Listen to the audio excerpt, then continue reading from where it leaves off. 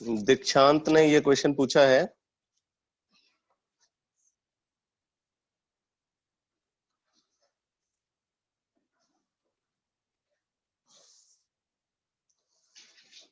Question में बोला जा रहा है air contains nearly 20% oxygen by volume. आप क्वेश्चन लिख सकते हो। Air contains nearly 20% oxygen by volume.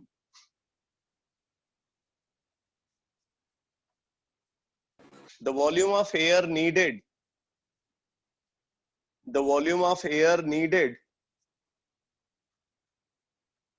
for complete combustion of 100 centimeter cube. The volume of air needed for complete combustion of 100 centimeter cube of acetylene will be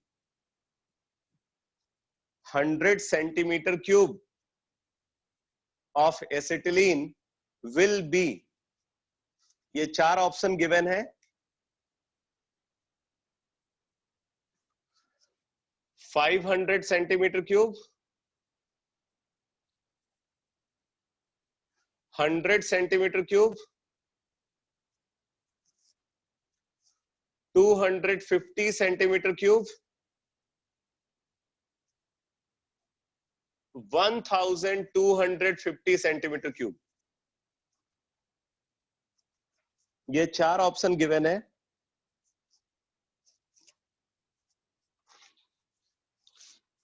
low power mode set of.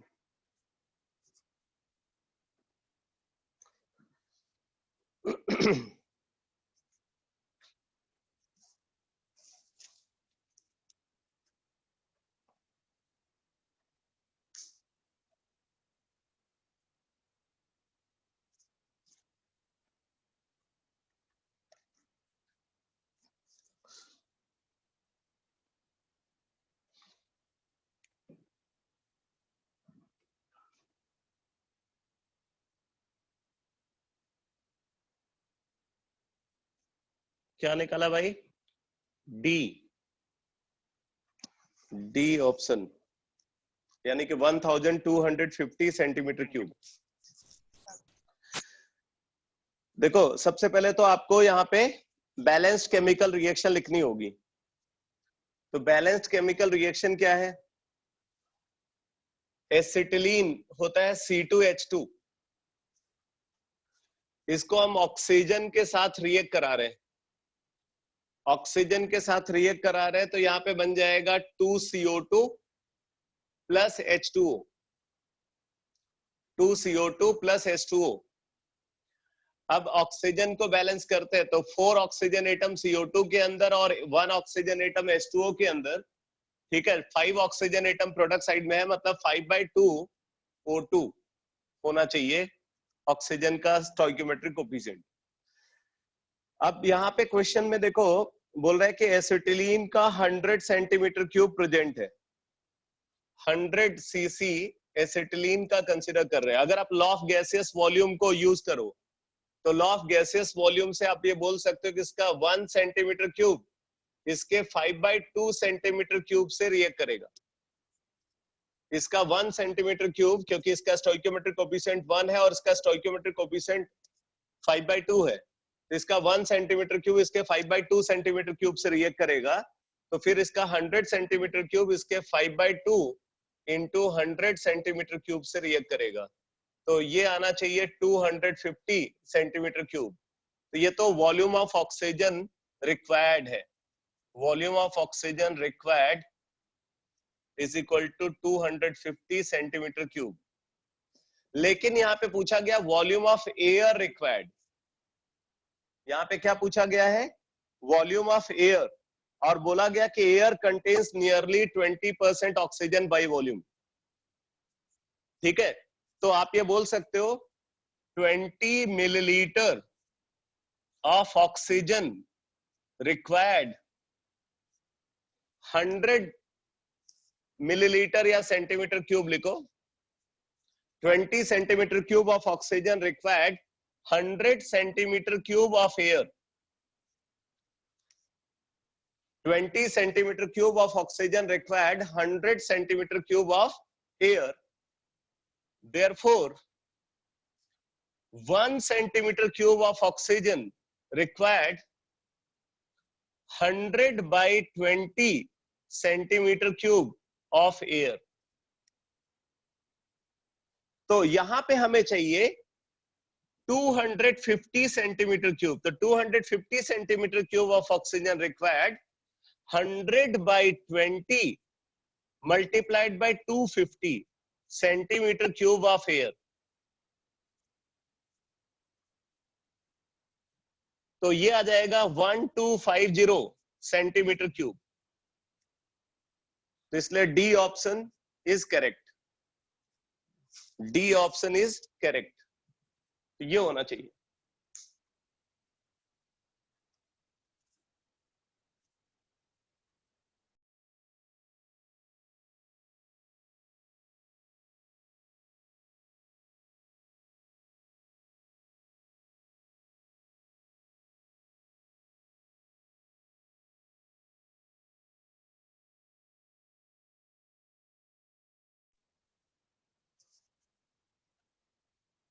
तो दीक्षांत समझ में आ गया बेटा?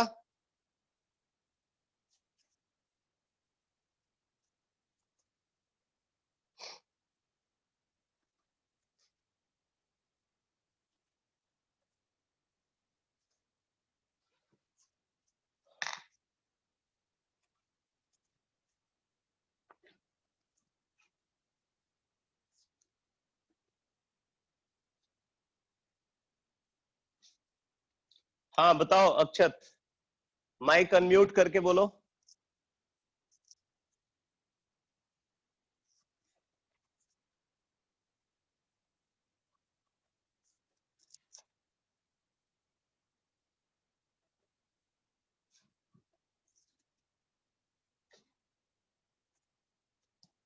Textual exercise 4 question number 6. Very good very good. मैं just इसी question पे आ रहा था, तुमने पूछ ही लिया तो ये और भी अच्छा हो गया. मैं इसी क्वेश्चन को डिस्कस करने जा रहा था. मुझे लगा कि भाई आप लोग तो पूछ नहीं रहे हो और बाद में पूछोगे, तो तुम्हारे पूछने से पहले ही बता दूं मैं. ये टेक्सटुअल एक्सरसाइज 4 का क्वेश्चन नंबर 6 सॉल्व करना है आपको. एक बार जरा आप लोग पढ़ लो इस क्वेश्चन को. Textual exercise 4 question number 6.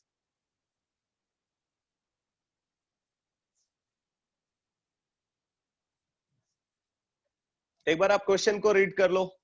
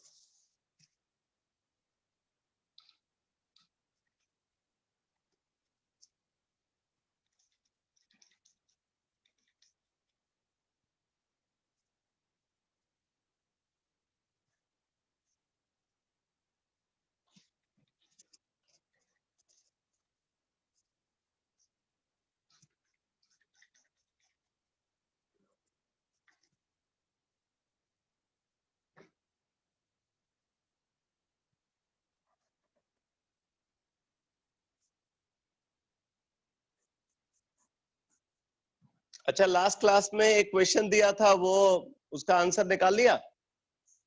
Molecular formula निकालना था ब्यूटारिक एसिड का. क्या निकाला? मॉलिक्यूलर फार्मूला क्या है ब्यूटारिक एसिड का?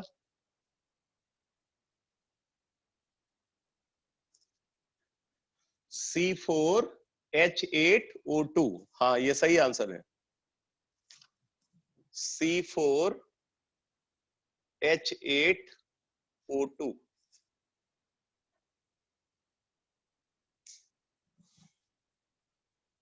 ब्यूटारिक एसिड का आईयूपीएसी नेम ब्यूटेनोइक एसिड है. ठीक है, इसका आईयूपीएसी नेम ब्यूटेनोइक एसिड है.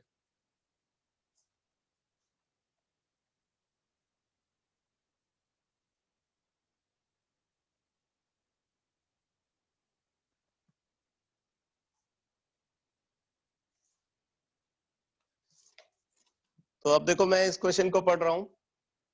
बोला dieldrin an insecticide, dieldrin an insecticide contains carbon, hydrogen, chlorine and oxygen. इसके अंदर कौन कौन से एलिमेंट है? कार्बन है, हाइड्रोजन है, क्लोरीन है और ऑक्सीजन है। Combustion of 29.72 milligram of dieldrin gave 41.21 milligram of CO2 and 5.63 milligram of H2O। अब इस CO2 के अंदर जो कार्बन होगा, कार्बन आया होगा डाईएल्ड्रिन से। H2O के अंदर जो हाइड्रोजन होगा, वो हाइड्रोजन आया होगा डाईएल्ड्रिन से। तो यहां से हम कार्बन और हाइड्रोजन का मास निकाल लेंगे जो डाईएल्ड्रिन के अंदर प्रेजेंट है। फिर आगे बोल रहा है कि in a separate analysis 25.31 milligram of dieldrin was converted into 57.13 milligram AgCl। ठीक है, तो अब देखो AgCl बन रहा है। तो इस AgCl के अंदर जो क्लोरीन है, ये सारा क्लोरीन आया है फ्रॉम डाईएल्ड्रिन। तो हम यहां से उसके अंदर क्लोरीन का मास निकाल लेंगे। अब फिर जब आपको कार्बन का मास, हाइड्रोजन का मास और क्लोरीन का मास मिल जाएगा, तो टोटल अमाउंट में से इनका मास को सब्ट्रैक्ट कर दो तो ऑक्सीजन का अमाउंट मिल जाएगा। और जब आपको कार्बन, हाइड्रोजन, क्लोरीन, ऑक्सीजन सबका अमाउंट मिल गया, तो फिर आप क्या करोगे? सबका परसेंटेज बाय मास निकाल करके इंपीरिकल फॉर्मूला डिटरमाइन कर लो, और वही पूछा जा रहा है। ठीक है, तो यहां पे बोल रहा है कि डाईएल्ड्रिन का कंबस्शन करा रहे, इसका कंबस्शन करा रहे। तो कंबस्शन से बन रहा है CO2 एंड H2O। इसके कंबस्शन से बनता है CO2 एंड H2O। अब कंबस्शन में इसका 29.72 मिलीग्राम यूज कर रहे हैं। डाईएल्ड्रिन का कितना अमाउंट यूज कर रहे हैं? 29.72 मिलीग्राम। और इस अमाउंट को जब कंबस्शन में पार्टिसिपेट कराते हैं तो CO2 का अमाउंट प्रोड्यूस होता है 41.21 मिलीग्राम, और H2O का जो अमाउंट प्रोड्यूस होता है वो है 5.63 मिलीग्राम। ठीक है भाई, तो ये गिवन है। अब हम यहां से निकाल लेंगे कि इसके अंदर कितना कार्बन है और कितना हाइड्रोजन है। अब जरा देखो कैसे निकालेंगे। CO2 का मॉलिक्यूलर मास है 44, तो आप ये बोल सकते हो कि 44 ग्राम CO2 में 12 ग्राम कार्बन का, एक एटम कार्बन का है, तो 44 ग्राम CO2 में 12 ग्राम कार्बन का है। मतलब आप ये भी बोल सकते हो 44 मिलीग्राम CO2 में 12 मिलीग्राम कार्बन का है। भाई अगर 44 ग्राम में 12 ग्राम है तो 44 मिलीग्राम में 12 मिलीग्राम होगा। ठीक है, तो हम इसको ऐसे लिख सकते हैं 44 milligram of CO2 contains 12 milligram of carbon। 44 milligram of CO2 contains 12 milligram of carbon। Therefore 1 milligram of CO2 contains 12 by 44 milligram of carbon। Therefore 41.21 milligram of CO2 contains 12 upon 44 multiplied by 41.21 milligram of carbon. तो यहां से हमें मिल गया carbon का मास जो डाईएल्ड्रिन के अंदर present है। ठीक है, कार्बन का मास जो डाईएल्ड्रिन के अंदर प्रेजेंट है वो हमें यहां से मिल जाएगा। अब इसी तरीके से हम हाइड्रोजन का मास निकाल लेंगे। कैसे? 18 milligram of H2O contains 18 milligram of H2O contains 2 milligram of hydrogen। 2 milligram of hydrogen। क्योंकि आप देखो H2O मॉलिक्यूल में 2 हाइड्रोजन एटम है। ठीक है, तो इसका मॉलिक्यूलर मास 18 है। तो उस 18 ग्राम में हाइड्रोजन का कितना 2 × 1 ग्राम हाइड्रोजन का होगा, ठीक है। तो 2 ग्राम हाइड्रोजन का होगा। तो अगर 18 ग्राम में 2 ग्राम है तो 18 मिलीग्राम में 2 मिलीग्राम होगा। तो फिर हम ये बोल सकते हैं कि 5.63 milligram of H2O contains 2/18 multiplied by 5.63 milligram of hydrogen। अब देखो बेटा, यहां से हमें डाइएल्ड्रिन के अंदर प्रेजेंट हाइड्रोजन का मास मिल गया, ठीक है। तो हाइड्रोजन का मास इतना आ गया और कार्बन का मास इतना आ गया। अब हमें क्लोरीन का मास निकालना है। तो क्लोरीन का मास निकालने के लिए एक और इंफॉर्मेशन यहाँ पे गिवन है। क्या है इंफॉर्मेशन? देखो, बोले डाइएल्ड्रिन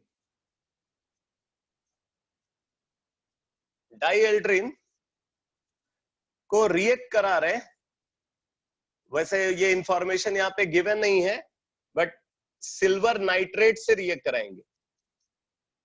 डाइएल्ड्रिन को सिल्वर नाइट्रेट से रिएक्ट कराएंगे। तो इसके अंदर ये जो सिल्वर आयन है वो डाइएल्ड्रिन के अंदर प्रेजेंट क्लोरीन के साथ कंबाइन करके AgCl बना लेगा, ठीक है।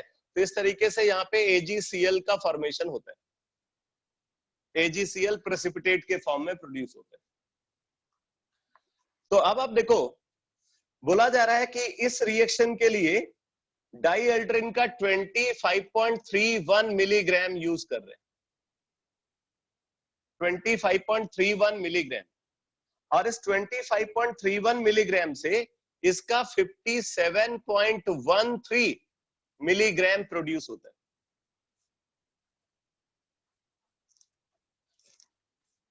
थोड़ा मैटर कट रहा है, ठीक करता हूं।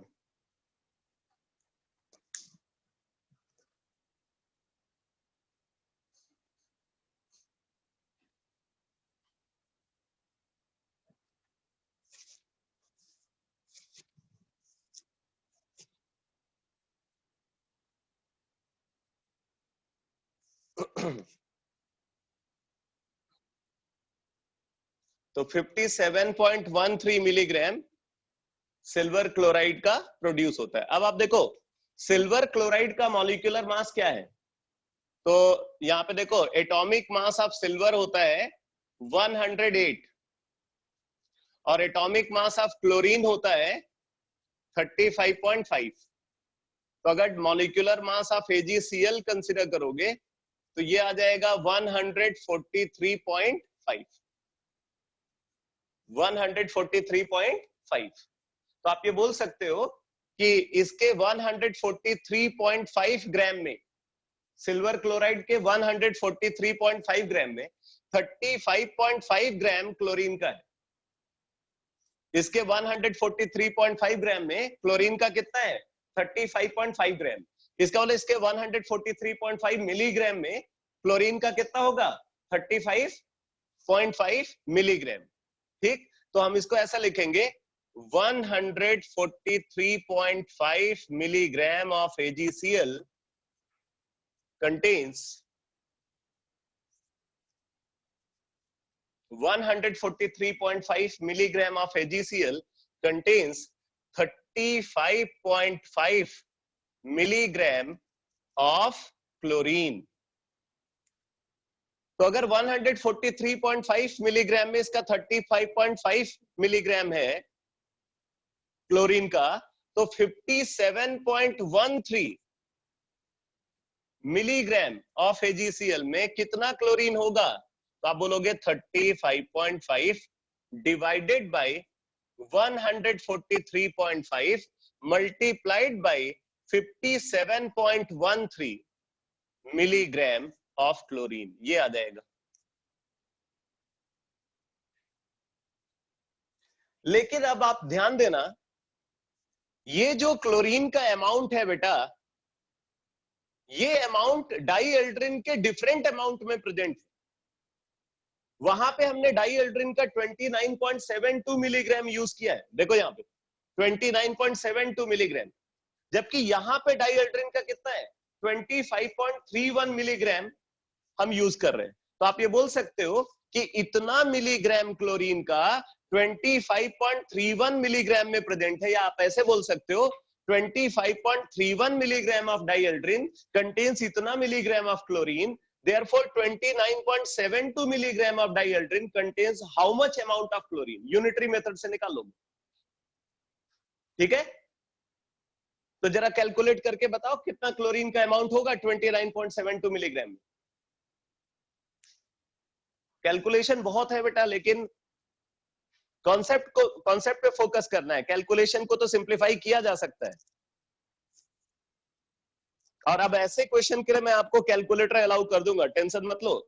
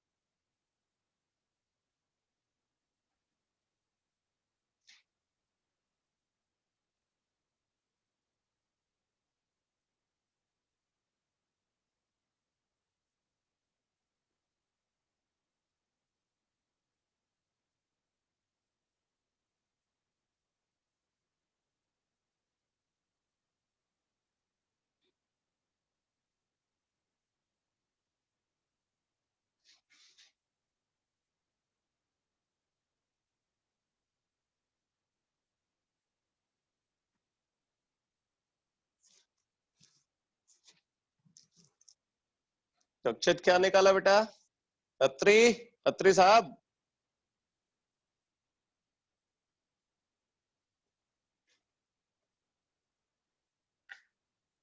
सिक्सटीन पॉइंट 59 मिलीग्राम, ठीक है?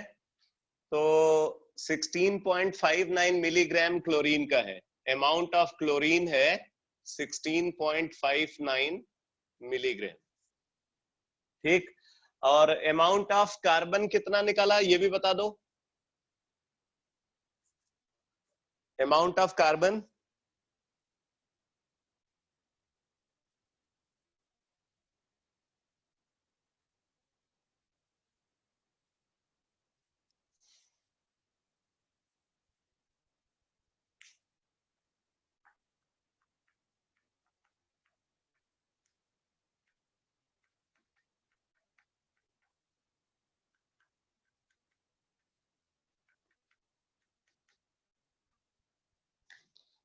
11.2 मिलीग्राम।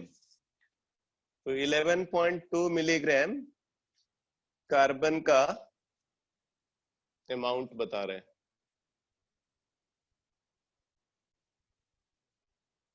11.2 मिलीग्राम। अच्छा, अब मुझे ये बताओ कि हाइड्रोजन का कितना अमाउंट है?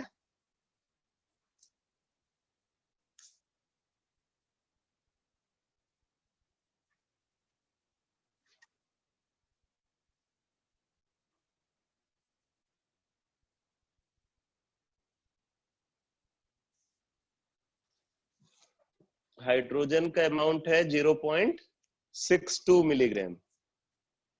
अमाउंट ऑफ हाइड्रोजन 0.62 मिलीग्राम, ठीक है भाई। तो कुछ ऑक्सीजन का अमाउंट बचा या ऑक्सीजन है ही नहीं? इन तीनों के अमाउंट का सम निकालना जरा, कितना आ रहा है?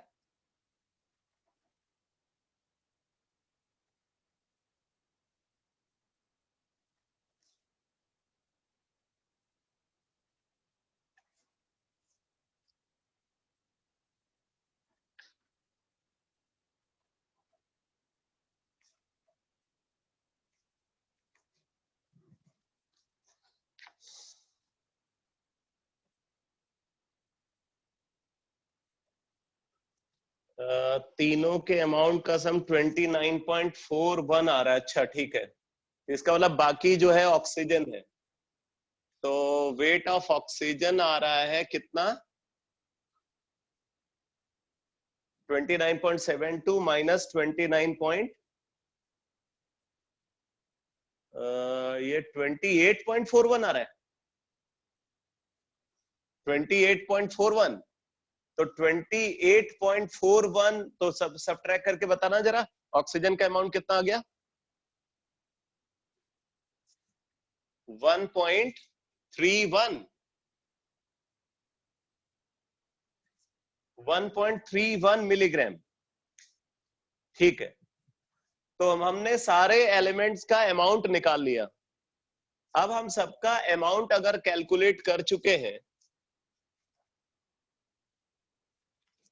तो फिर आगे वही काम करना है। पहले तो इनका टोटल मास तो हमें पता ही है, तो अब हम इसको ऐसे कंसीडर करेंगे, element percentage composition, element percentage composition, फिर उसके बाद ये एटॉमिक रेशियो, फिर सिंपलेस्ट एटॉमिक रेशियो जैसे करते हैं। तो एलिमेंट कौन कौन सा है भाई, कार्बन है, हाइड्रोजन है, ऑक्सीजन है, क्लोरीन है।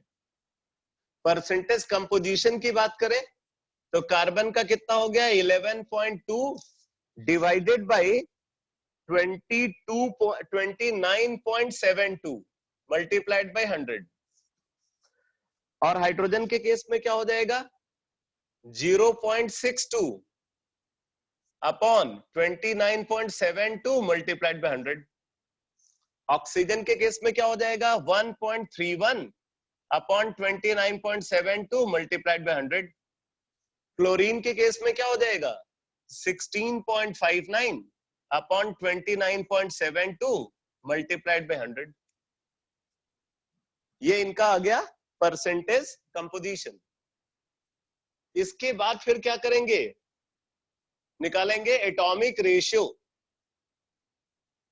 एटॉमिक रेशियो निकालेंगे। अब एटॉमिक रेशियो क्या हो जाएगा, 11.2 into 100 divided by 29.72 divided by 12, carbon का एटॉमिक मास से डिवाइड कर दिया। इसी तरीके से हाइड्रोजन के केस में क्या हो जाएगा, 62 अपॉन 29.72 डिवाइडेड बाई 1, हाइड्रोजन के एटॉमिक मास से डिवाइड कर दिया। यहाँ पे क्या आ गया, 131 डिवाइडेड बाई 29.72 अपॉन 16, ऑक्सीजन के एटॉमिक मास से डिवाइड कर दिया। और इधर क्या आ गया, 1659 अपॉन 29.72 डिवाइडेड बाई 35.5, क्लोरीन के एटॉमिक मास से डिवाइड कर दिया।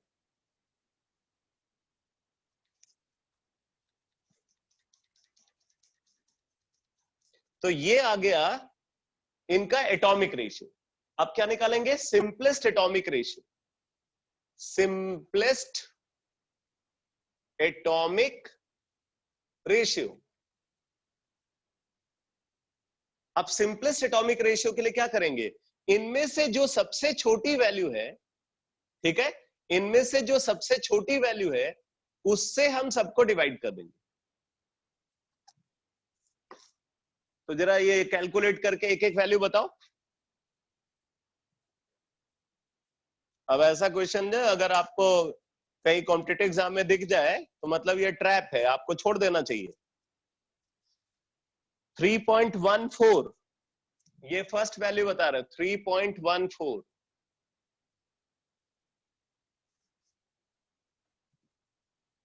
सेकेंड वैल्यू क्या आ रही है,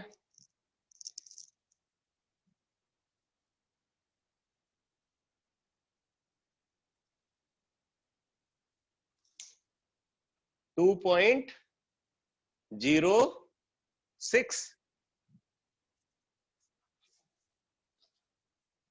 भाई आंखें बूढ़ी हो गई,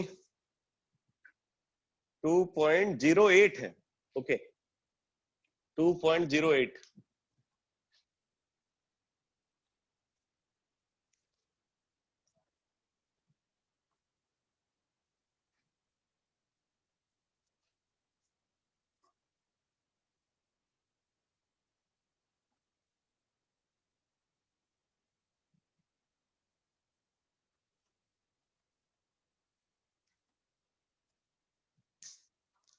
नेक्स्ट वैल्यू क्या है? 0.275।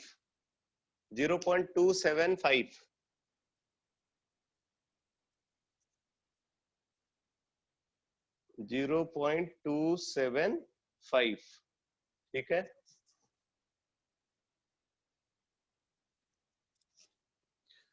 1.571 ये लास्ट वाली वैल्यू बता रहे हो दीक्षांत? दीक्षांत ये लास्ट वैल्यू है। ओके 1 पॉइंट क्या था? एक बार फिर से रिपीट करना बेटा। 1.571। हाँ 1.571। ओके तो अब इसमें से सबसे छोटी वैल्यू है ये 0.275। अब क्या करोगे? इससे सबको डिवाइड कर दोगे। ठीक है तो 3.14 अपॉन 0.275, 2.08 अपॉन 0.275, ये तो 1 आ गया। 1.571 अपॉन 0.275।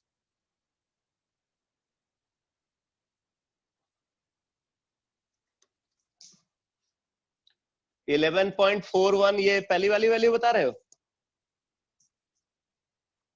ठीक है 11.41।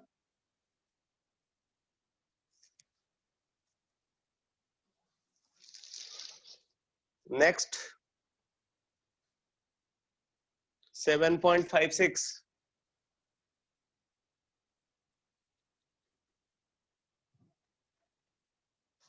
अगली वैल्यू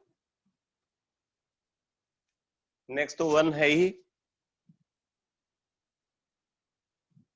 5.71। 5.71। अब ये मामला थोड़ा फंसता हुआ दिख रहा है।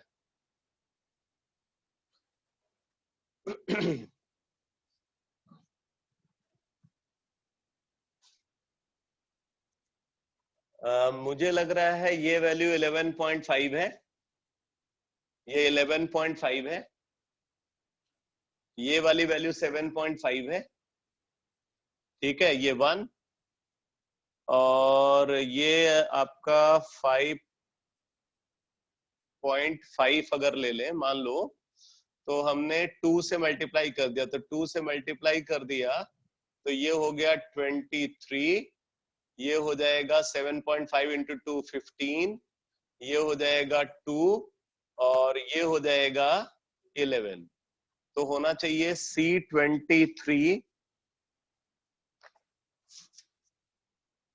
ये तो कोई आसपास भी वैल्यू नहीं आ रही है। इसका मतलब फिर आप लोगों ने कैलकुलेशन में कुछ गड़बड़ कर दी है। कैलकुलेशन जो आपने किया है ना, कैलकुलेशन में कुछ एरर कर दिया। मेथड यही है सर इसमें अगर 11.41 को 12 कर दें अप्रोक्सीमेट, 11.41 को हम 12 कर दें अप्रोक्सीमेट, अगर 11.41 को हम 12 कर दें और 7.56 को 8 कर दें, यस सर, और इसको 6 कर दें, अच्छा हाँ ठीक है, हाँ तब भी कुछ बात तो बन जाएगी। फिर आपका सी ऑप्शन आ जाएगा। यस सी ऑप्शन आ जाएगा। ये सही बोल रहे हो। हम ऐसा करते हैं, ये 11.41 को अप्रोक्सीमेटली 12, 7.56 को अप्रोक्सीमेटली 8 और ये इसको 1 ही रहने देते हैं और 5.71 को अप्रोक्सीमेटली 6 ले लें, तो फिर आप देखो क्या आ जाएगा, C12, H8, Cl6O। तो फिर सी ऑप्शन में आपको करेक्शन करना पड़ेगा, वहां पे O नहीं लिखा हुआ है, ऑक्सीजन भी होना चाहिए। C12, H8, Cl6O। क्या आंसर इसका सी है?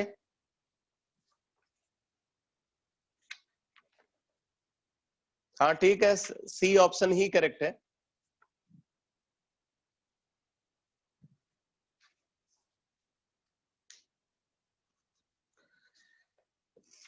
एक क्वेश्चन और भी है। अच्छा, ये सबको समझ में आ गया बेटा? ये वाला क्वेश्चन सबको समझ में आ गया? मेथड समझ में आ गया? कैलकुलेशन मैं जानता हूं कैलकुलेशन बहुत ज्यादा है, कैसे सॉल्व करना है वो अप्रोच समझ में आ गया ना?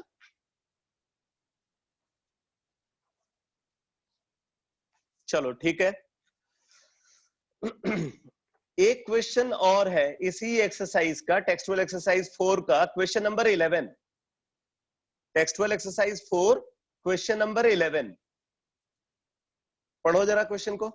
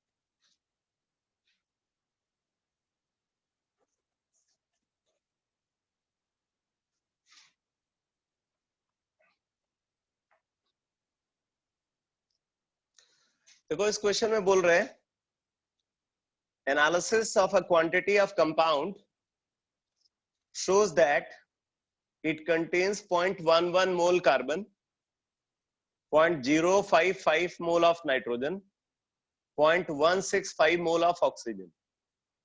ठीक है, कंपाउंड के अंदर 0.11 मोल कार्बन का, 0.055 मोल नाइट्रोजन का और 0.165 मोल ऑक्सीजन का प्रेजेंट है। कंपाउंड का मॉलिक्यूलर वेट गिवन है 270।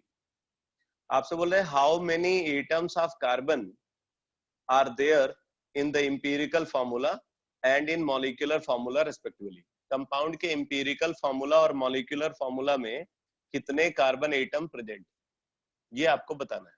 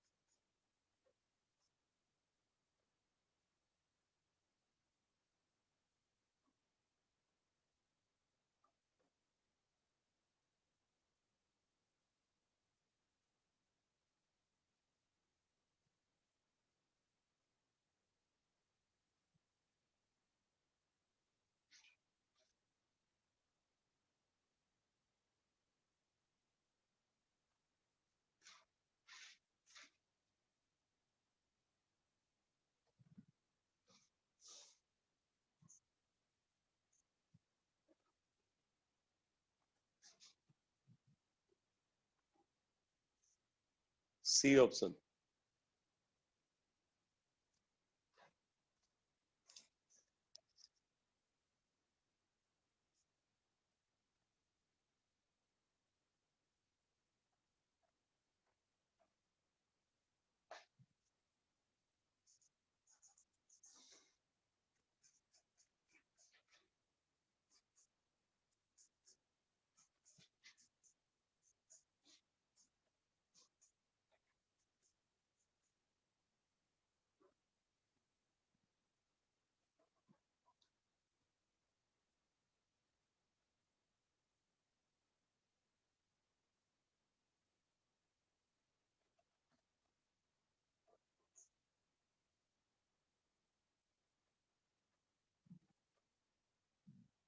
तो अत्रे साहब कैसे सॉल्व किया जरा बताना।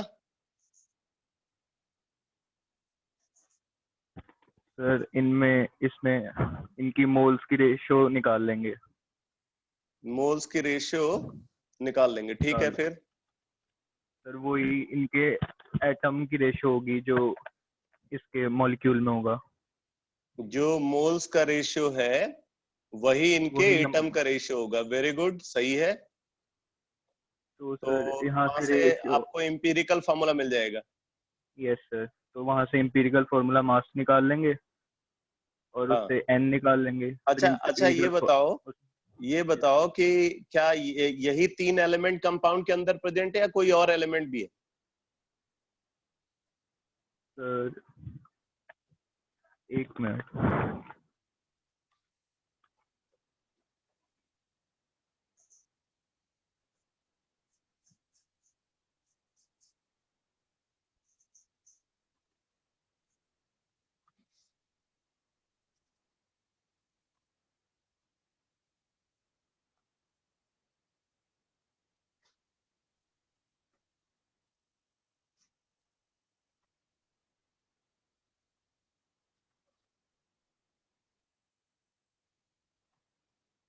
यही है सर।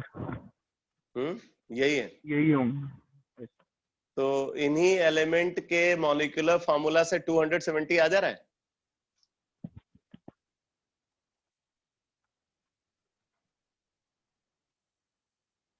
मॉलिक्यूलर फार्मूला से मॉलिक्यूलर मास निकाला होगा ना।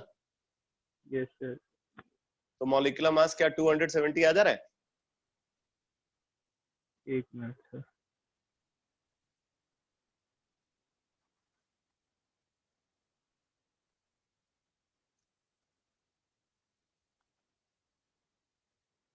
या कुछ कम आ रहा है?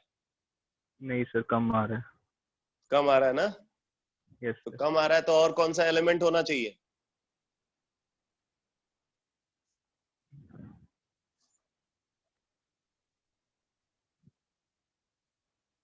अरे ऑर्गेनिक कंपाउंड है ये। ऑर्गेनिक कंपाउंड है तो हाइड्रोजन होना चाहिए। Hydrogen hydrogen, yes sir. कितना कितना कम आ रहा है? वही निकाल दो सर। एक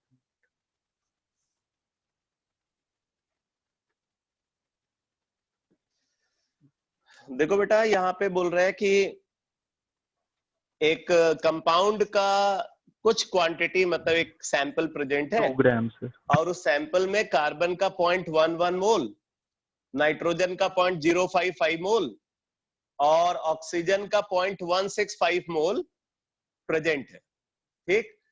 कंपाउंड का मॉलिक्यूलर वेट बता रहे 270 है। तो आपसे बोल रहा है कि कंपाउंड का जो इंपीरिकल फॉर्मूला है और जो कंपाउंड का मॉलिक्यूलर फॉर्मूला है उसमें कार्बन के कितने एटम्स प्रेजेंट होंगे, ये कैलकुलेट करने के लिए बोला जा रहा है। तो मान लो कि कंपाउंड है CX, ठीक है, CXHY या CXNYOZ, और फिर उसके बाद हम H के बारे में कुछ बोल सकते हैं कि अगर H के एटम्स है, मान लो M एटम्स जो है X के H के प्रेजेंट है, मान लो ये मॉलिक्यूलर फॉर्मूला है कंपाउंड का CXHYOZHM। तो यहां पे बोला जा रहा है कि उस सैंपल के अंदर मोल ऑफ कार्बन कितना है 0.11 mole. Mole of nitrogen, mole of nitrogen कितना गिवन है बेटा? 0.055, 0.055 मोल। और mole of oxygen, mole of oxygen ये कितना गिवन है? 0.165 मोल। कार्बन के मोल, नाइट्रोजन के मोल और ऑक्सीजन के मोल गिवन है। अब आप ये बोल सकते हो कि भाई जो इनके मोल का रेशियो होगा वही इनके एटम का रेशियो होगा। भाई मोल का रेशियो ही इनके एटम का रेशियो होना चाहिए, ठीक है? क्योंकि अगर आप मोल को देखो तो वो क्या हो जाएगा, मोल अगर आप कंसीडर करो तो एवोगैड्रो नंबर के टर्म्स में आप उसको डिफाइन करोगे। तो जैसे इसमें कितने एटम होंगे? 0.11 इंटू एवोगैड्रो नंबर। इसमें कितने? 0.055 इंटू एवोगैड्रो नंबर। और इसमें कितने? 0.165 इंटू एवोगैड्रो नंबर। अगर आप रेशियो लोगे तो एवोगैड्रो नंबर कैंसिल हो जाएगा, तो ये जो इनका रेशियो आएगा वो उनके एटम का रेशियो आ जाएगा। तो जो मोल का रेशियो होगा वही एटम का रेशियो होगा, ऐसा हम यहाँ पे बोल सकते हैं। तो फिर यहाँ पे बोला जा सकता है कि x upon y is equal to 0.11 upon 0.055। तो ये कितना आ गया? 2। x upon y is equal to 2। x upon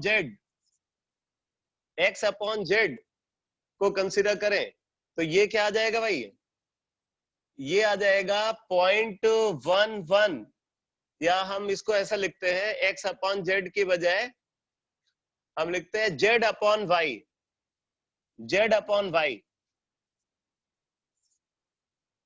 तो z अपॉन y कितना हो जाएगा? ये आ जाएगा 0.165 डिवाइडेड बाय 0.055, तो ये 3 आ जाएगा,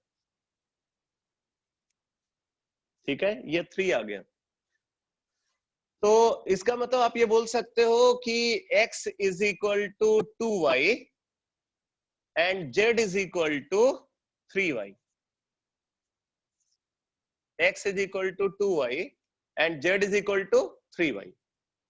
तो हम ये बोल सकते हैं कि ये कंपाउंड का मॉलिक्यूलर फॉर्मूला क्या होगा? C2Y NY O3Y HM। C2Y NY O3Y HM। अगर हम यहाँ पे Y को, ठीक है, अगर हम यहाँ पे Y को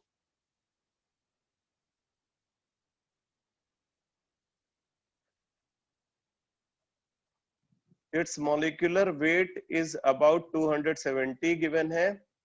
बोले how many atoms of carbon are there in the empirical formula। तो अब आपको यहाँ पे देखना पड़ेगा,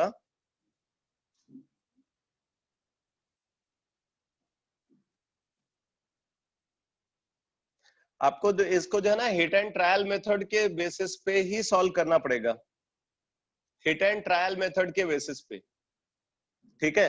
तो अगर हिट एंड ट्रायल मेथड के बेसिस पे देखें, जैसे फर्स्ट केस, तो फर्स्ट केस में क्या है, ये 2y इज इक्वल टू 3 आ गया, 2y इज इक्वल टू 3। तो अगर 2y इज इक्वल टू 3 है तो y इज इक्वल टू 3/2 आ जाएगा, y इज इक्वल टू 3/2। तो यहाँ पे एटम्स जो है ना वो फ्रैक्शन में आ रहे हैं, एटम्स यहाँ पे फ्रैक्शन में आ रहे हैं, फ्रैक्शन में आ रहे हैं, इसलिए ये वैल्यू पॉसिबल नहीं है। अगर आप सेकंड ऑप्शन को देखोगे तो 2y इज इक्वल टू 2 आ जाएगा, 2y इज इक्वल टू 2, क्योंकि देखो फर्स्ट वैल्यू तो इंपीरिकल फॉर्मूला वाली है और सेकंड वैल्यू जो है वो मॉलिक्यूलर फॉर्मूला वाली है, ठीक है? तो अगर 2y इज इक्वल टू 2 है तो y इज इक्वल टू 1 आ जाएगा, y इज इक्वल टू 1। तो इसका मतलब तब आप देखोगे तो ये क्या आ जाएगा, C2N O3 HM। अब अगर आप C2NO3 को देखो तो 2 into 12 plus 1 into 14 plus 3 into 16 plus m into 1 is equal to 270। तो यहां पे देखो m से बहुत ज्यादा फर्क नहीं पड़ेगा, मेनली हमें ये वैल्यू देखनी है, क्या ये 270 के क्लोज जा रही है। तो अगर आप इस वैल्यू को देखो तो ये 48 प्लस 14, 48 प्लस 14 कितना हो गया 62, 62 प्लस 24, 62 प्लस 24 86 आ रहा है। तो 86 अगर आप देखोगे तो 86 वैल्यू 270 से बहुत दूर है। इसका मतलब है कि ये वाला केस भी सेटिस्फाई नहीं कर रहा है, ठीक है। तो फिर हमें थर्ड ऑप्शन पे जाना पड़ेगा। अब थर्ड ऑप्शन पे अगर हम देखें तो ये गिवन है यहाँ पे 2y is equal to 6, 2y is equal to 6। तो इस हिसाब से अगर आप देखोगे तो y वैल्यू क्या आ जाएगी, y इज इक्वल टू 3 आ गया, y इज इक्वल टू 3 आ गया। तो फिर अब आप बोल सकते हैं इंपीरिकल ये कंपाउंड का फॉर्मूला क्या होना चाहिए, y इज इक्वल टू 3। तो C6 N3 O9, C6 N3 O9 HM। अब यहां पे अगर आप देखो तो क्या आ रहा है भाई, 6 into 12 plus 3 into 14 plus 9 into 16 plus m is equal to 270। अगर आप इस पार्ट का सम को देखो तो ये कितना आ गया, 72 प्लस 42 प्लस 144, 72 प्लस 42 कितना आ गया 114, 114 प्लस 144 258। तो ये 258 plus m is equal to 270। तो m इज इक्वल टू अगर आप यहाँ पे देखोगे तो ये आ जाएगा 12। तो m इज इक्वल टू 12। तो अब ये केस बन रहा है। तो कंपाउंड का फॉर्मूला क्या होना चाहिए, molecular formula C6 N3 O9 H12, C6 N3 O9 H12। ये है कंपाउंड का मॉलिक्यूलर फॉर्मूला। तो इंपीरिकल फॉर्मूला क्या हो जाएगा, ये सारे नंबर 3 से डिविजिबल है, तो इनको आप 3 से डिवाइड कर दोगे। अगर आप 3 से डिवाइड करोगे तो इंपीरिकल फॉर्मूला क्या आ जाएगा, इंपीरिकल फॉर्मूला आ जाएगा C2NO3H4। अब देखो मॉलिक्यूल इंपीरिकल फॉर्मूला में 2 कार्बन एटम है और मॉलिक्यूलर फॉर्मूला में 6 कार्बन एटम है। तो आंसर क्या हो जाएगा 2 और 6। बट इस क्वेश्चन को सॉल्व करने के लिए, हाँ मैं रिपीट कर देता हूं, इस क्वेश्चन को सॉल्व करने के लिए बेटा कोई प्रॉपर मेथड नहीं है, हिट एंड ट्रायल मेथड को आपको यूज करना पड़ेगा क्वेश्चन को सॉल्व करने के लिए। हिट एंड ट्रायल मेथड, उसके बेसिस पे ये क्वेश्चन सॉल्व होगा। तो वही मेथड मैं यहाँ पे यूज कर रहा हूं। एक एक केस को आपको कंसीडर करना है और उसके बेसिस पे देखना है कि क्या कंडीशन सेटिस्फाई हो रही है। जैसे फर्स्ट ऑप्शन को देखें तो फर्स्ट ऑप्शन में जो मॉलिक्यूलर फार्मूला वाली वैल्यू है वो तो बाद में गिवन है, इंपीरिकल फार्मूला वाली पहले गिवन है। तो पहले वाले ऑप्शन में कार्बन के एटम्स मॉलिक्यूलर फार्मूला में 3 बता रहे हैं, यहाँ पे कार्बन का एटम क्या है 2y। तो 2y इज इक्वल टू 3, तो y इज इक्वल टू 3/2। अब ये तो आप वैसे भी इसको सही नहीं बोल सकते क्योंकि ये नंबर जो है यहाँ पे फ्रैक्शन में आ रहा है। नहीं 2y इज इक्वल टू 3, कोई बात नहीं, हम इसको लिख सकते हैं। तो ये कार्बन का नंबर क्या आ जाएगा 3 आ जाएगा, बट नाइट्रोजन का नंबर अगर आप देखोगे तो 3/2 आ जाएगा। तो जब आप कोई कंपाउंड का केमिकल फार्मूला को कंसीडर करते हो तो उसमें एटम्स का नंबर फ्रैक्शन में नहीं होता। तो क्योंकि यहाँ पे एटम्स का नंबर फ्रैक्शन में आ रहा है इसलिए पहला केस खत्म हो गया, ये नहीं हो सकता। ठीक है, अब आप सेकंड केस पे आओगे, सेकंड ऑप्शन पे। तो सेकंड ऑप्शन में क्या गिवन है 2y इज इक्वल टू 2। तो 2y इज इक्वल टू 2 यानी कि y इज इक्वल टू 1। अब y इज इक्वल टू 1 से ये सारी सिचुएशन जो है सेटिस्फाई तो कर रही है। तो तब हमने देखा कि फॉर्मूला क्या आ रहा है कंपाउंड का, कंपाउंड का फॉर्मूला आ रहा है 2y इज इक्वल टू 2, तो C2N और ये y is equal to 1 O3HM।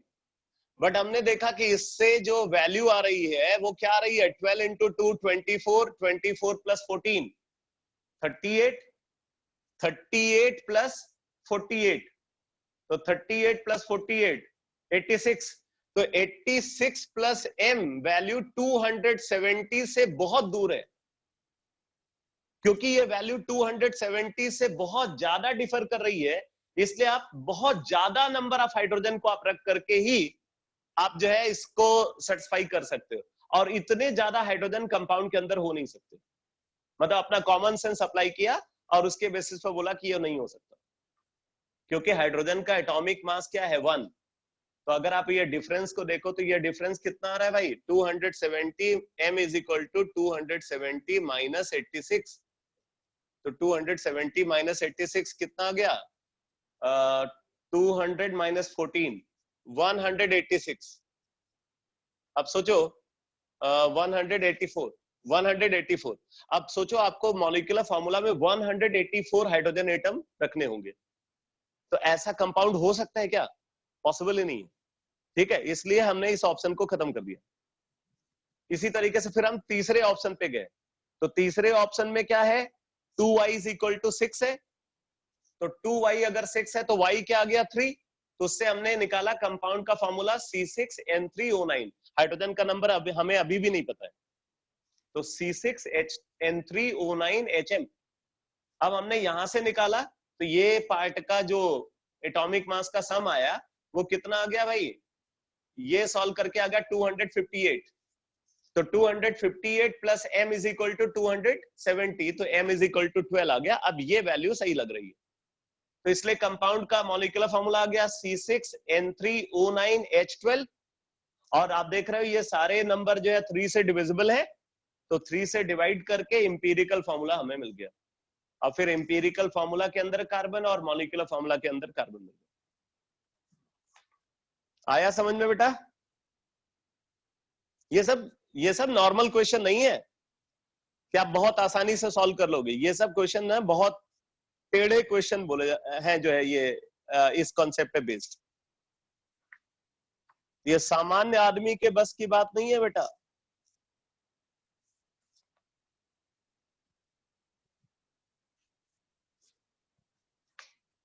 और ऐसा नहीं कि आप अगर नहीं सोच पा रहे हो तो फिर आप आगे भी इस तरीके के क्वेश्चन को नहीं सॉल्व कर पाओगे।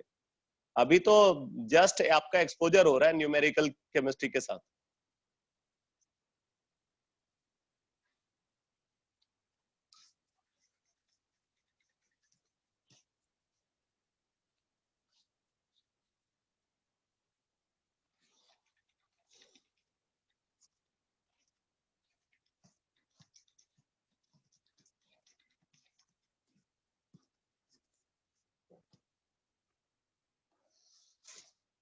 तो अब मैं नेक्स्ट कॉन्सेप्ट डिस्कस करने जा रहा हूं।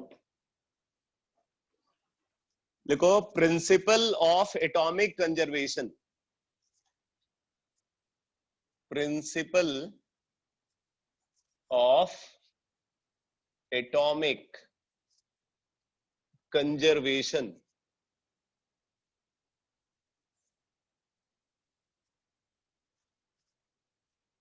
प्रिंसिपल ऑफ एटॉमिक कंजर्वेशन, इसके बारे में मैंने आपको पहले भी बताया था। इसका शॉर्ट फॉर्म है POAC, ये इसी नाम से फेमस है। और इसके बारे में मैंने बताया था law of conservation of mass के साथ। ये law of conservation of mass का जनरलाइज फॉर्म है, और मैंने उस समय इसको इसलिए डिस्कस नहीं किया था क्योंकि तब मैंने मोल कॉन्सेप्ट आपको नहीं कराया था। ठीक है, तो इस कॉन्सेप्ट को समझने के लिए मोल कॉन्सेप्ट की जरूरत थी, और अब आप मोल कॉन्सेप्ट को अच्छे से समझ चुके हो, तो अब इस कॉन्सेप्ट को इफेक्टिवली समझा जा सकता है। ठीक है, तो आप नोट कर लो प्रिंसिपल ऑफ एटॉमिक कंजर्वेशन के बारे में। लिखो, this is the more generalised form, this is the more generalised form of law of conservation of mass. This is the more generalized form of law of conservation of mass. This is the more generalized form of law of conservation of mass.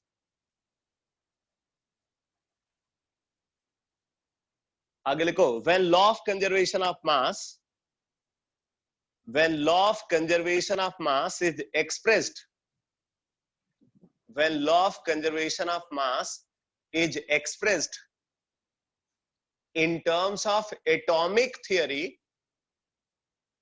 when law of conservation of mass is expressed in terms of atomic theory, then it is called principle of atomic conservation.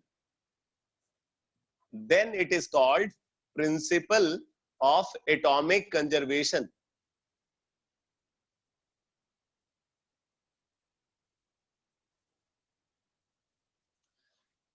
आगे लिखो, para change करके लिखो, as we know that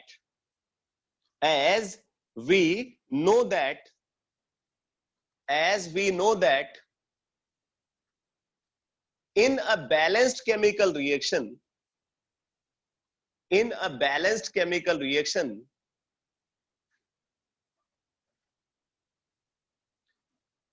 number of atoms in a balanced chemical reaction, number of atoms of all elements,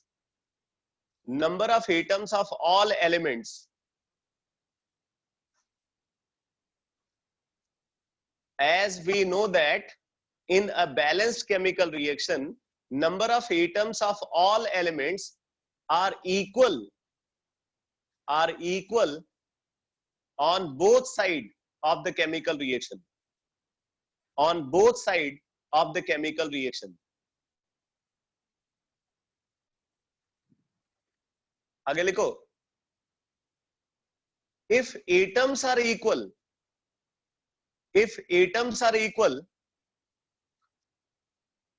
then mass of atom,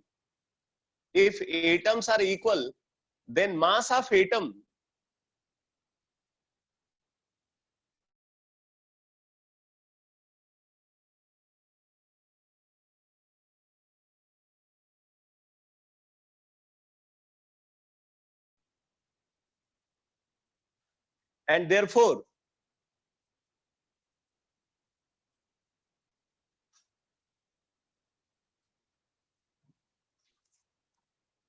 बेटा video quality में कोई problem तो नहीं है? एक बार पहले मुझे बताओ, वीडियो क्वालिटी में कोई प्रॉब्लम तो नहीं है?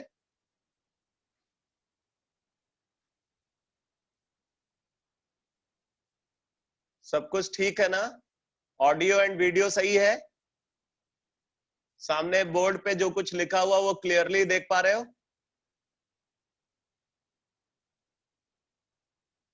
ठीक है, चलो मैं रिपीट कर रहा हूं, बेटा, मैं रिपीट कर रहा हूं. लिखो, if atoms are equal,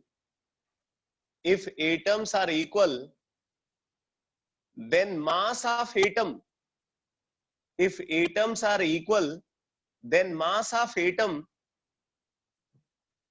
will also be equal,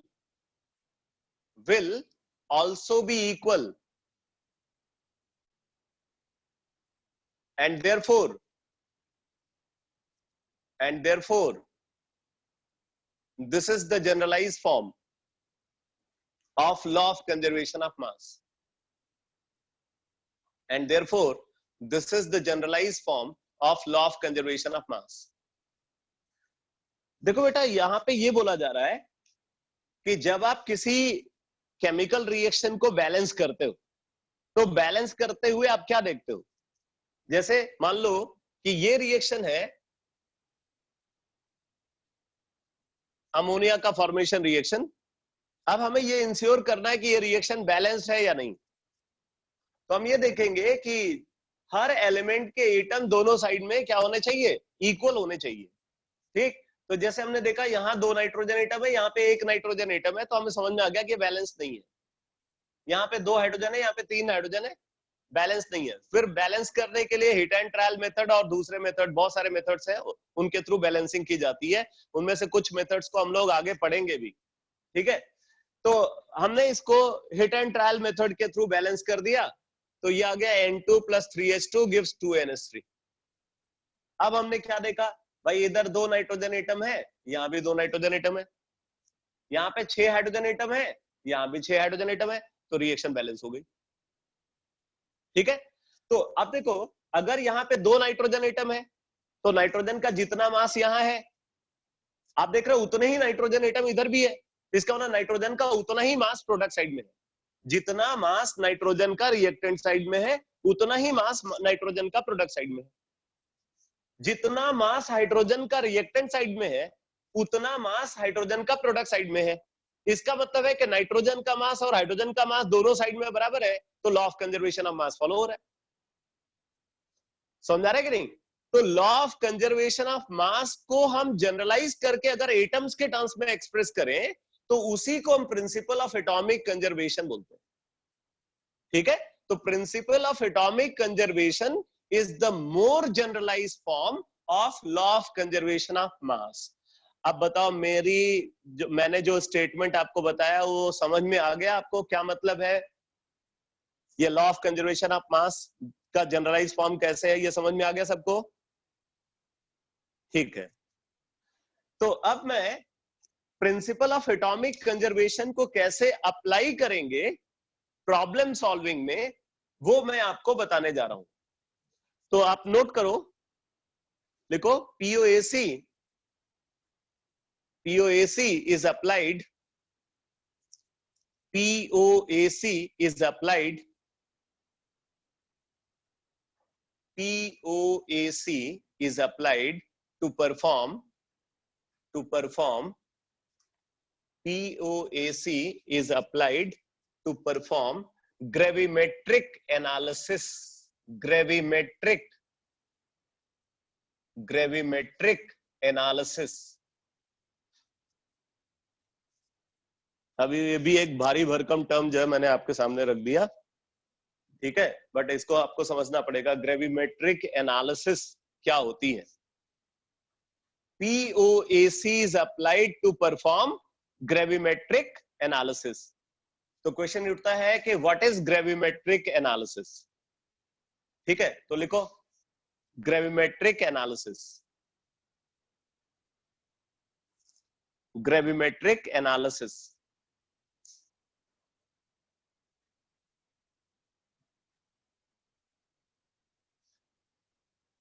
लिखो gravimetric analysis is used, gravimetric analysis is used, gravimetric analysis is used to determine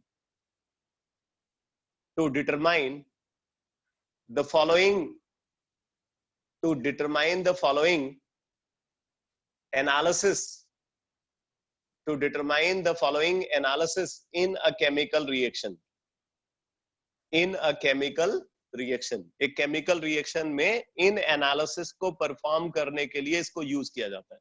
अब वो कौन कौन सी एनालिसिस है? Number 1,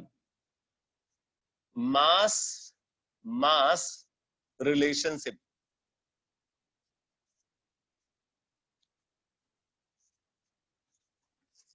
mass relationship. Mass relationship का मतलब क्या है? रिएक्टेंट के मास से, एक रिएक्टेंट के मास से दूसरे रिएक्टेंट का कितना मास रिएक्ट करेगा, इसको डिटरमाइन करते अगर हम कर रहे हैं तो ये ग्रेविमेट्रिक एनालिसिस है। या एक रिएक्टेंट के मास से कितना मास प्रोडक्ट का प्रोड्यूस होगा, ठीक है, इसको भी हम ग्रेविमेट्रिक एनालिसिस बोलते हैं। तो रिएक्टेंट के मास से प्रोडक्ट का मास निकालना या एक रिएक्टेंट के मास से दूसरे रिएक्टेंट का मास निकालना, this is called gravimetric analysis. तो मास रिलेशनशिप को ग्रेविमेट्रिक एनालिसिस बोलते हैं। इसी तरीके से मास वॉल्यूम रिलेशनशिप, रिएक्टेंट के मास से प्रोडक्ट का वॉल्यूम निकाला। प्रोडक्ट का वॉल्यूम का मतलब क्या? जैसे मान लो कि अगर किसी रिएक्शन में गैसियस प्रोडक्ट इन्वॉल्व है, गैसियस प्रोडक्ट प्रोड्यूस हो रहा है, तो हमें यह पता करना है कि रिएक्टेंट के मास से प्रोडक्ट का कितना वॉल्यूम प्रोड्यूस होगा। मान लो एसटीपी पे बोल रहा है कि प्रोडक्ट का कितना वॉल्यूम प्रोड्यूस होगा, तो ये हम इसके थ्रू निकाल सकते हैं। या इसका उल्टा भी हम कर सकते हैं, वॉल्यूम से मास निकालना, वॉल्यूम मास रिलेशनशिप भी हो सकता है, वॉल्यूम मास रिलेशनशिप, ठीक है। या ग्रेविमेट्रिक एनालिसिस को हम वॉल्यूम रिलेशनशिप को डिटरमाइन करने के लिए भी यूज करते हैं, ठीक है। ये वॉल्यूम रिलेशनशिप को भी डिटरमाइन करने के लिए यूज किया जाता है, ठीक। तो ग्रेविमेट्रिक एनालिसिस किस लिए यूज किया जाता है?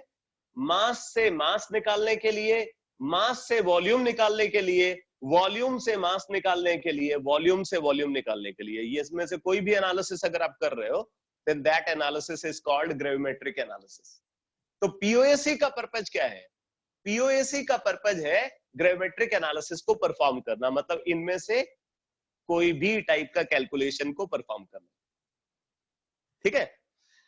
तो अब देखो बात आती है कि पीओएसी को हम कैसे अप्लाई करेंगे, और हमें यह भी समझना होगा यहां पे कि पीओएसी जो दूसरे मेथड्स हैं उनके कंपेयर में हमें क्या एडवांटेज देता है, ठीक है। पीओएसी का हमें एडवांटेज भी समझना है, और दूसरे मेथड्स के ऊपर जो कंपैरेटिव मेथड्स हैं, जो दूसरे मेथड्स उसी टाइप की प्रॉब्लम को सॉल्व करने के लिए यूज किए जाते हैं, उनके कंपेयर में पीओएसी हमें क्या एडवांटेज देता है, हमें यह समझना है।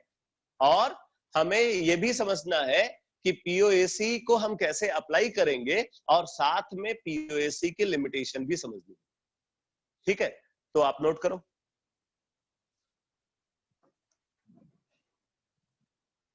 देखो, according to principle of atomic conservation, according to principle of atomic conservation, या according to POAC, according to POAC, in a chemical reaction,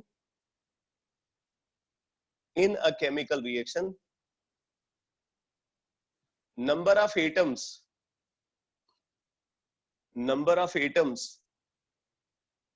of an element, remains conserved। conserved का मतलब क्या? constant, fix। according to POAC, number of atoms of an element remains conserved throughout। number of atoms of an element remains conserved throughout। आगे लिखो, if atoms remains conserved,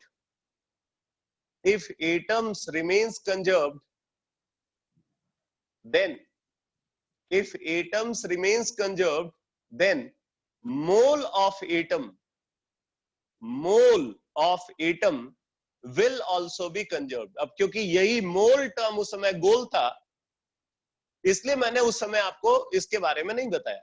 अब आप मोल को जानते हो, इसलिए आप इस कॉन्सेप्ट को समझ सकते हो। तो पीओएसी के अकॉर्डिंग क्या बोल रहे हैं कि किसी भी केमिकल रिएक्शन में एक एलिमेंट के जो एटम्स हैं वो थ्रू आउट क्या है? कंजर्व है। और अगर एटम कंजर्व्ड है तो एटम के मोल्स भी कंजर्व्ड होंगे, ठीक है।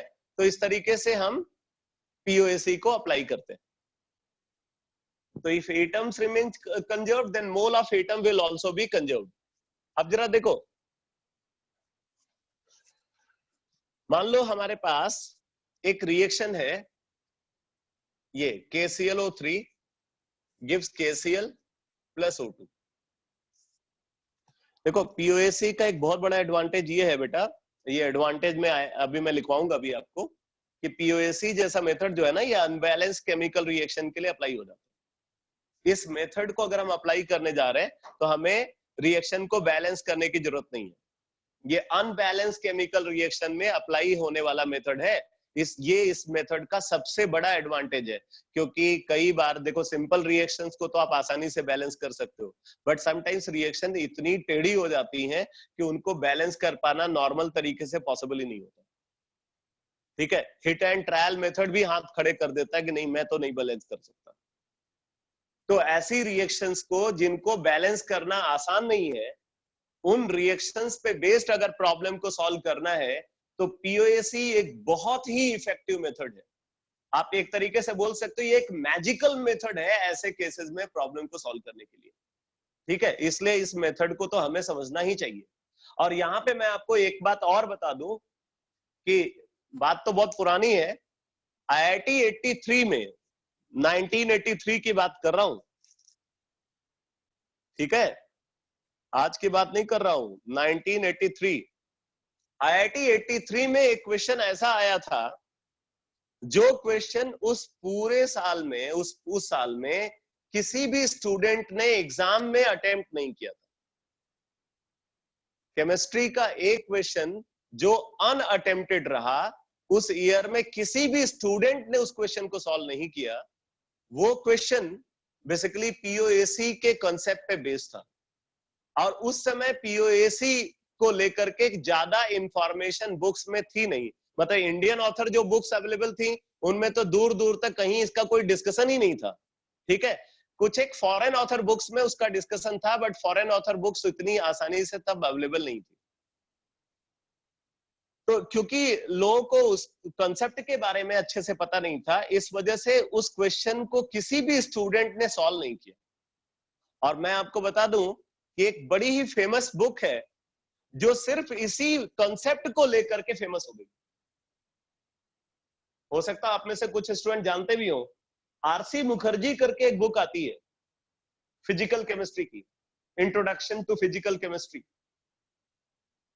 और वो आरसी मुखर्जी बुक जो है वो सिर्फ पीओएसी मेथड की वजह से फेमस हो गई, और आज भी स्टूडेंट जो है उसको पढ़ते हैं और उस पे बेस उसमें जो प्रॉब्लम्स गिवन है उसको सॉल्व करते हैं। बट उस बुक की स्पेशलिटी सिर्फ ये कॉन्सेप्ट है, पीओएसी। और पीओएसी ऐसा कॉन्सेप्ट है जिसके बारे में मैंने देखा है कि मोस्टली स्टूडेंट्स को नहीं पता होता है। बहुत कम स्टूडेंट्स हैं जो इस कॉन्सेप्ट को जानते हैं, इस कॉन्सेप्ट को अप्लाई करना जानते हैं। मतलब आप बड़े किस्मत वाले हो कि आप जानते हैं उस मेथड को, मतलब आज के बाद जान जाओगे। ठीक है, तो आज आपकी किस्मत खुलने वाली है, ये समझ लेना बेटा। तो प्रिंसिपल ऑफ एटॉमिक कंजर्वेशन का सबसे इंपॉर्टेंट स्पेशल फीचर क्या है? ये अनबैलेंस्ड केमिकल रिएक्शन के लिए अप्लाई होता है। और इसका एक और स्पेशल फीचर है, ये उन रिएक्शंस के लिए भी अप्लाई होता है जो एक स्टेप में कंप्लीट नहीं होती। बहुत सारी ऐसी केमिकल रिएक्शंस आप आगे देखोगे जिनको कंप्लीट होने में 4 स्टेप 5 स्टेप लगते हैं। ठीक है, अगर आप किसी और मेथड के थ्रू उन रिएक्शंस पे बेस्ड प्रॉब्लम को सॉल्व करना चाहते हो तो आपको वो सारे स्टेप्स अलग अलग पता होने चाहिए कि पहले ये वाला रिएक्टेंट था, इससे ये वाला प्रोडक्ट बना, फिर इस वाले प्रोडक्ट से ये वाला प्रोडक्ट बना, फिर इस वाले प्रोडक्ट से ये वाला प्रोडक्ट बना। मतलब आपको पूरा सीक्वेंस पता होना चाहिए, और सिर्फ सीक्वेंस नहीं पता होना चाहिए बल्कि एक एक स्टेप बैलेंस्ड होना चाहिए। जब एक एक स्टेप बैलेंस्ड होगा तब जाकर के आप उस प्रॉब्लम को सॉल्व कर पाओगे। लेकिन पीओएसी क्या है? ये एक मैजिकल मेथड है। ये बोलता है कि हमें बीच के स्टेप्स रिक्वायर्ड ही नहीं है, हमें वो बीच के स्टेप्स नहीं चाहिए, हमें सिर्फ स्टार्टिंग रिएक्टेंट चाहिए और फाइनल वाला प्रोडक्ट चाहिए, लास्ट वाला प्रोडक्ट चाहिए और स्टार्टिंग रिएक्टेंट चाहिए, बाकी मैं काम कर जाऊंगा। ठीक है, तो ये भी एक पीओएसी का बहुत बड़ा एडवांटेज है जो इसको बाकी मेथड से अलग बनाता है। ठीक है, लेकिन इन एडवांटेजेस के साथ पीओएसी की अपनी लिमिटेशन भी है। तो अब मैं आपको बताता हूं कि यहाँ पे पीओएसी को हम कैसे अप्लाई करेंगे। अच्छा, एक बात और समझ लेना बेटा, पीओएसी का फुल फॉर्म क्या है? Principal of atomic conservation. क्या बोलते हैं इसको? Principal of atomic conservation. तो ये एटम के कंजर्वेशन की बात करता है, मतलब आप इसको एटम के लिए अप्लाई करोगे, न कि आप इसको मॉलिक्यूल के लिए अप्लाई करोगे। ये एटॉमिक कंजर्वेशन की बात करता है। तो पीओएसी हमेशा एटम्स के लिए अप्लाई होगा, पीओएसी कभी किसी मॉलिक्यूल या कंपाउंड के लिए अप्लाई नहीं होगा।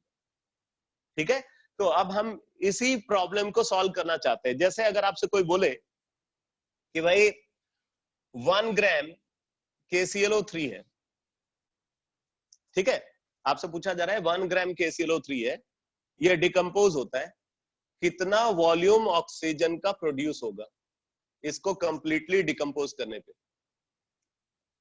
KClO3 का 1 ग्राम को कंप्लीटली डिकम्पोज करने पे ऑक्सीजन का कितना वॉल्यूम प्रोड्यूस होगा, ये आपसे कैलकुलेट करने के लिए बोला जा रहा है। मान लो एट STP ऑक्सीजन गैस होती, तो इसके 1 ग्राम को कंप्लीटली डिकम्पोज करने पे ऑक्सीजन का कितना वॉल्यूम प्रोड्यूस होगा एट STP, ये आपसे कैलकुलेट करने के लिए बोल रहे हैं। या आपसे ये बोल सकते हैं कि 1 ग्राम KClO3 को कंप्लीटली डिकम्पोज करने पे कितना अमाउंट पोटेशियम क्लोराइड का प्रोड्यूस होगा, ये आपसे डिटरमाइन करने के लिए बोला जा रहा है।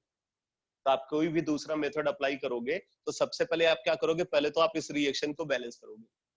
पहला काम रिएक्शन की बैलेंसिंग, रिएक्शन की बैलेंसिंग के बाद तब हम क्या करते हैं, स्टोइकियोमेट्रिक कंपैरिजन करते हैं कि रिएक्टेंट के इतने मोल से प्रोडक्ट का कितना मोल प्रोड्यूस होगा। तो स्टोइकियोमेट्रिक कंपैरिजन करेंगे और फिर स्टोइकियोमेट्रिक कंपैरिजन से हम इसका मास और इसका वॉल्यूम निकाल सकते हैं। लेकिन यहाँ तो हमारे पास रिएक्शन बैलेंस फॉर्म में गिवन नहीं है और हम इसको बैलेंस करना भी नहीं चाहते। ठीक, तो देखो कैसे सॉल्व करेंगे। मान लो हमें KCl का अमाउंट निकालना है।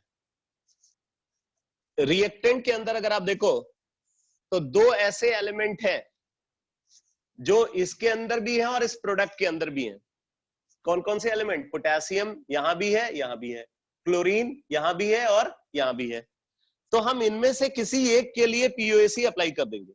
जो दोनों के अंदर प्रेजेंट है उनमें से कोई एक एलिमेंट को लेंगे और उसके लिए पीओएसी अप्लाई कर देंगे। ठीक, तो लिखेंगे यहाँ पे अप्लाइंग। अब जरा देखना मैं कैसे इस मेथड को अप्लाई करना है वो बता रहा हूं, अब ध्यान से कंसंट्रेट करके देखना।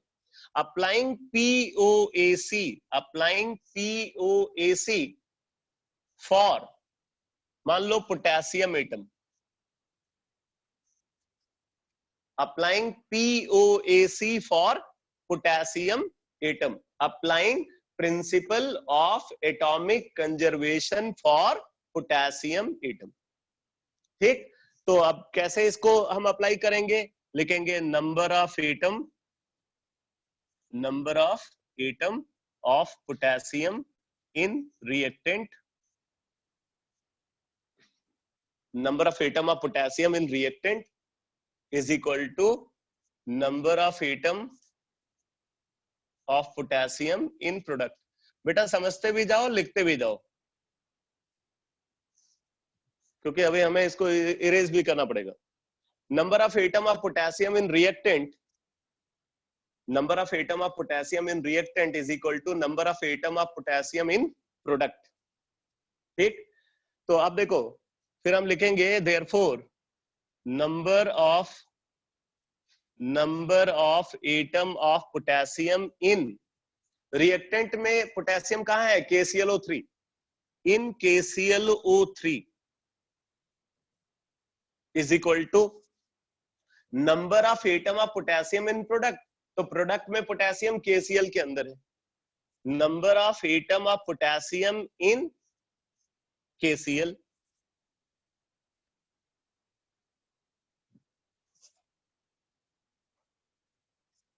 ठीक है, तो पोटेशियम के जितने एटम KClO3 में है, पोटेशियम के उतने ही एटम KCl के अंदर होंगे अगर हम बैलेंस्ड केमिकल रिएक्शन के पॉइंट ऑफ व्यू से देखें। Therefore mole of atom of potassium in KClO3, mole of atom of potassium in KClO3 is equal to mole of atom of potassium in KCl, mole of atom of potassium in KCl।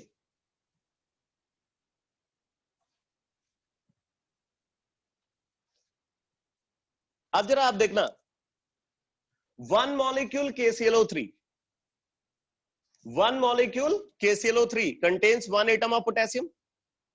इसके एक molecule में क्या है, potassium का एक atom है, तो 1 molecule of potassium contains 1 atom of 1 molecule of KClO3 contains 1 atom of potassium. Therefore 1 mole molecule of KClO3 contains 1 mole atom of potassium. अगर इसके एक मॉलिक्यूल में एक पोटेशियम एटम है तो इसके 1 मोल मॉलिक्यूल में 1 मोल एटम पोटेशियम का होगा। बोलो ये बात सही है, होना चाहिए या नहीं? ठीक है। इसी तरीके से आप देखो बेटा, KCl के एक मॉलिक्यूल में एक पोटेशियम एटम है तो KCl के भी 1 मोल मॉलिक्यूल में 1 मोल एटम पोटेशियम का होना चाहिए।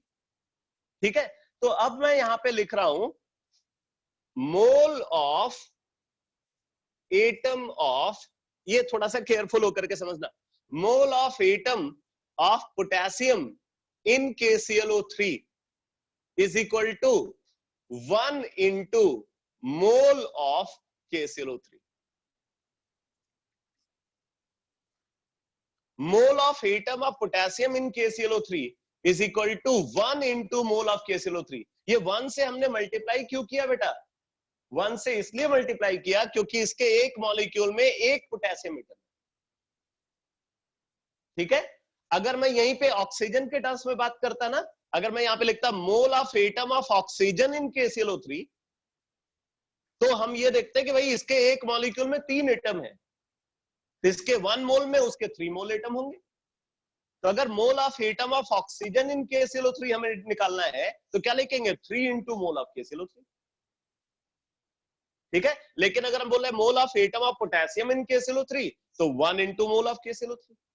मींस आपको क्या करना है, जिस एटम के मोल आप निकाल रहे हो, जिस एटम के मोल निकाल रहे हो, वो एटम जितने नंबर में मॉलिक्यूल के अंदर प्रेजेंट होगा उस नंबर से कंपाउंड के मोल को मल्टीप्लाई कर देना। यहां पे एक पोटेशियम एटम था इसलिए 1 से कंपाउंड के मोल को मल्टीप्लाई कर दिया। अगर 2 एटम होता तो 2 से मल्टीप्लाई कर देते, अगर 10 एटम होता 10 से मल्टीप्लाई करते। समझ आया कि नहीं? तो mole of atom of potassium in KClO3 is equal to 1 into mole of KClO3। But अगर आपसे बोले mole of atom of oxygen in KClO3 तो आप बोलोगे 3 into मोल ऑफ KClO3। अगर आपसे बोले mole of atom of chlorine in KClO3 तो आप बोलोगे 1 into मोल ऑफ KClO3। ठीक है, इसी तरीके से देखो mole of atom of potassium in KCl is equal to 1 into mole of KCl। ठीक है बेटा, तो अब हमें क्या करना है, मोल of atom of potassium in KClO3 की जगह पे ये पुट कर दो, इसकी जगह पे ये नीचे, इसकी जगह पे क्या पुट कर देना, ये राइट हैंड साइड वाली क्वांटिटी, और उसी तरीके से इसकी जगह पे इसकी राइट हैंड साइड वाली क्वांटिटी को पुट कर दो, तो क्या आ जाएगा, लिख लो therefore 1 into mole of KClO3 is equal to 1 into mole of KCl। 1 into mole of KClO3 is equal to 1 into mole of KCl। 1 into mole of KClO3 is equal to 1 into mole of KCl। अब देखो बेटा क्या आ गया यहां से, क्या आया, क्या मिला आपको, KClO3 के मोल और KCl के मोल के बीच में रिलेशनशिप मिल गई बेटा। ठीक, अब KClO3 का अमाउंट तो आपको पता है और KClO3 का मॉलिक्यूलर वेट निकाला जा सकता है।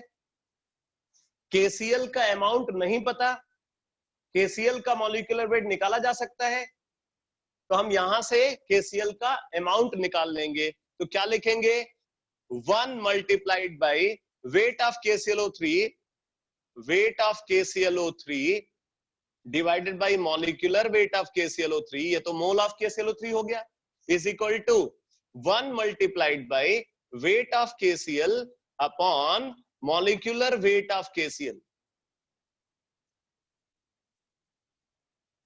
ठीक, तो वेट ऑफ KClO3 1 गिवन है, मॉलिक्यूलर वेट ऑफ KClO3 निकाल लेते हैं। पोटेशियम का 39, क्लोरीन का 35.5, तो 39 प्लस 35.5 74.5, 74.5 प्लस 48,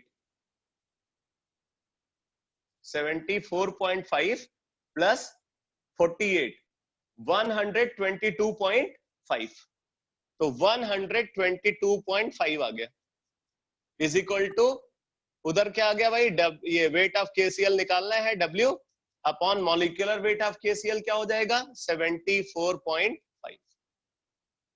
यहां से सॉल्व करके वेट ऑफ KCl निकाल लोगे, weight of KCl is equal to 74.5 upon 122.5, कितना ग्राम आ जाएगा।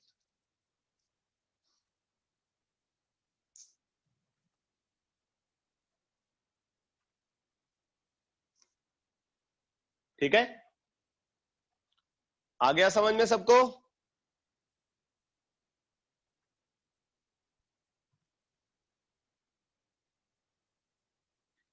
अब देखो बेटा, इसी तरीके से हम ऑक्सीजन का वॉल्यूम भी निकाल सकते हैं। उसके लिए हमें क्या करना पड़ेगा, KClO3 के मोल से ऑक्सीजन के मोल को कंपेयर करना होगा। KClO3 के मोल और ऑक्सीजन के मोल के बीच में रिलेशनशिप निकालनी होगी। अब जरा फिर से एक बार रिएक्शन को देखना, हमें इसके मोल चाहिए और इसमें एलिमेंट कौन सा है, ऑक्सीजन। यहां पे भी ऑक्सीजन है, तो ऑब्वियसली हम क्या करेंगे, अब POAC किसके लिए अप्लाई करेंगे, POAC अप्लाई करेंगे फॉर ऑक्सीजन एटम। तो अब फिर से यही बात सब कुछ लिखनी है, applying POAC for oxygen atom. तो लिखेंगे number of atom of oxygen in reactant is equal to number of atom of oxygen in product. देखो केमिस्ट्री में क्या है बेटा, जब कोई कॉन्सेप्ट शुरू होता है ना, तो आपको उसके बारे में कुछ नहीं पता होता, लेकिन थोड़ी देर बाद आप ऐसे फेमिलियर हो जाते हो, आपको लगता है कि आपको सब कुछ आता है। बहुत फास्ट रिस्पॉन्स है इस सब्जेक्ट में और फटाफट चीजें समझ में आती और तुरंत आप एप्लीकेशन मोड पे आ जाते हो। तो number of atom of oxygen in reactant is equal to number of atom of oxygen in product. ठीक, अब जरा देखो, रिएक्टेंट में ऑक्सीजन KClO3 के अंदर है, तो हमने लिखा number of atom of oxygen in KClO3। But product के अंदर ऑक्सीजन KCl में थोड़ी है, प्रोडक्ट वाला ऑक्सीजन तो O2 के अंदर है, तो क्या लिखेंगे, number of atom of oxygen in O2। ठीक, फिर हम क्या लिखेंगे, number of atom of oxygen in KClO3, mole of atom of oxygen in KClO3 is equal to mole of atom of oxygen in O2।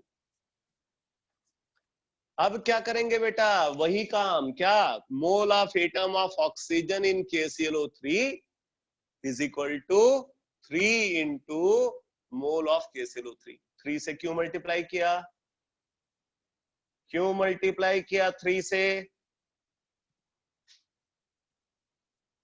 इसलिए किया भाई क्योंकि उसके एक मॉलिक्यूल में 3 एटम ऑक्सीजन के हैं। समझ में आया कि नहीं, KClO3 के एक मॉलिक्यूल में 3 एटम है, इसलिए हमने 3 से मल्टीप्लाई किया है। और इधर क्या लिखेंगे, मोल of atom of oxygen in O2। अब क्या करोगे भाई, इसके एक मॉलिक्यूल में 2 एटम है, तो क्या करोगे, 2 इंटू मोल ऑफ O2। देखो कितना आसान है।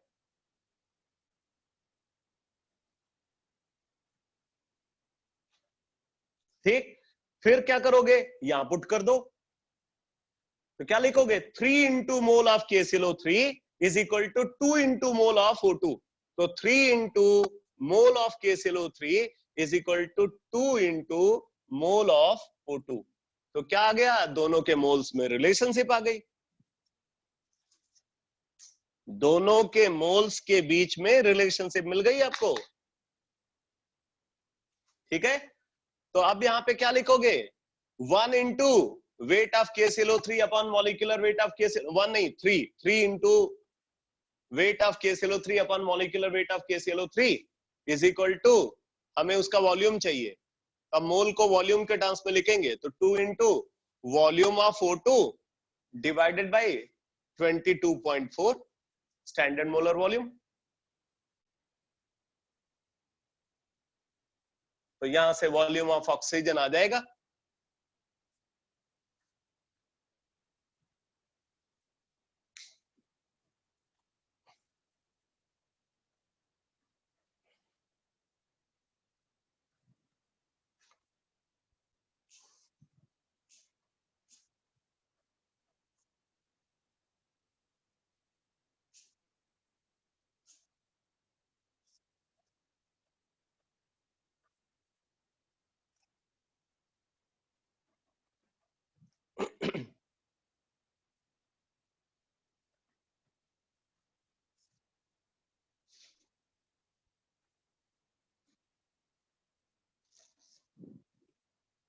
Zero 0.27 litre.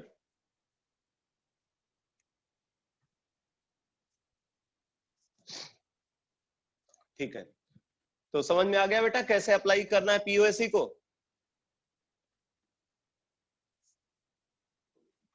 पीओएसी को अप्लाई कैसे करना है ये समझ में आ गया सबको। ठीक है, अगर आपको इसकी एप्लीकेबिलिटी समझ में आ गई ना, तो अब मैं पहले आपको बता देता हूँ इस मेथड के एडवांटेज और इसकी लिमिटेशन, फिर फर्दर न्यूमेरिकल्स पे आते हैं। तो लिखो advantage of POAC, advantage of POAC over other methods, advantage of POAC over other methods.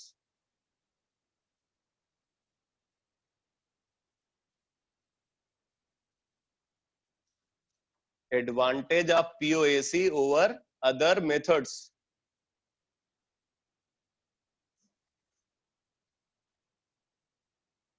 देखो,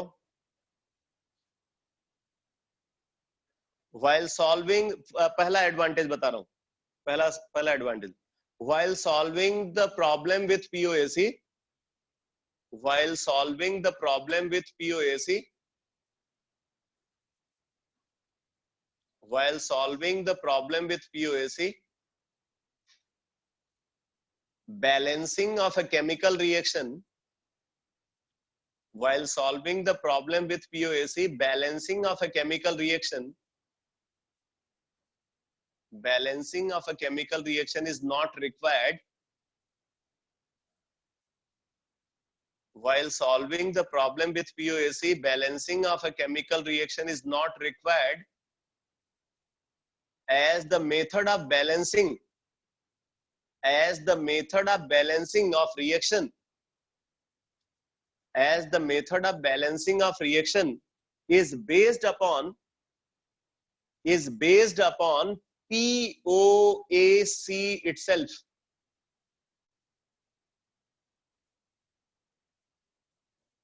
तो बोला क्योंकि रिएक्शन की बैलेंसिंग अपने आप में पीओएसी पे बेस्ड है, तो इसलिए जब पीओएसी अप्लाई करते तो रिएक्शन ऑटोमेटिकली बैलेंस हो जाती है, आपको पता भी नहीं चलता है। तो इसलिए आपको अलग से रिएक्शन को बैलेंस करने की जरूरत नहीं है, क्योंकि किसी भी रिएक्शन की बैलेंसिंग पीओएसी के बेसिस पे ही होती है। ये इसका सबसे बड़ा एडवांटेज है। दूसरा पॉइंट लिखो, सेकंड पॉइंट लिखो, number of reaction steps, number of reaction steps, number of reaction steps and their sequence,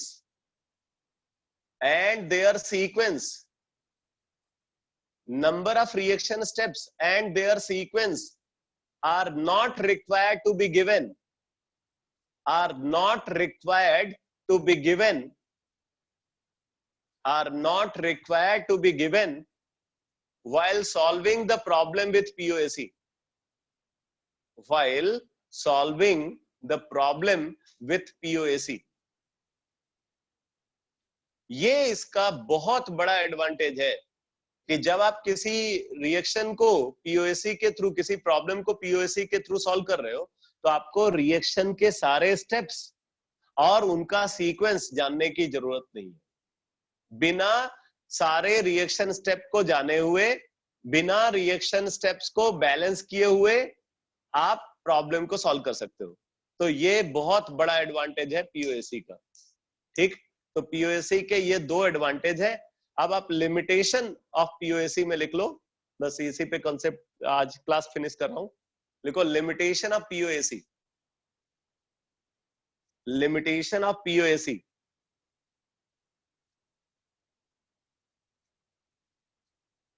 लिखो POAC is applied, POAC is applied only for that atom. POAC is applied only for that atom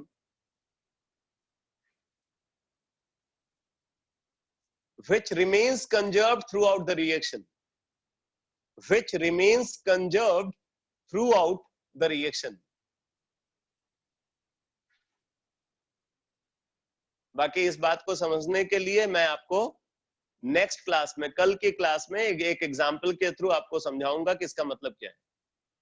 ठीक है, तो बस आज class को यहीं पे finish कर रहे हैं। कल की क्लास में मैं पीओसी पे बेस्ड और न्यूमेरिकल्स को डिस्कस करूंगा, और फिर उसके बाद हम लोग अगला कॉन्सेप्ट स्टार्ट करेंगे, terms used in stoichiometry.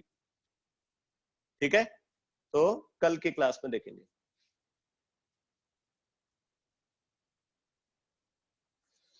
Test syllabus बता देता हूं। वैसे तो मैंने आपको बता ही दिया था टेस्ट सिलेबस क्या है।